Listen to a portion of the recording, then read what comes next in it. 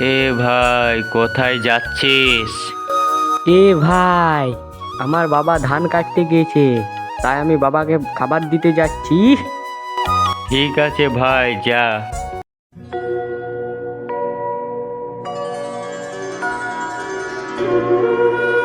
ও বাবা, খাবার নিয়ে এসেছি, খেয়ে নাও।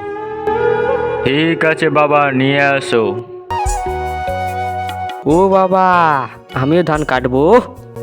ঠিক আছে বাবা, কাটো, কিন্তু সাবধানে কাটবে। ঠিক আছে বাবা।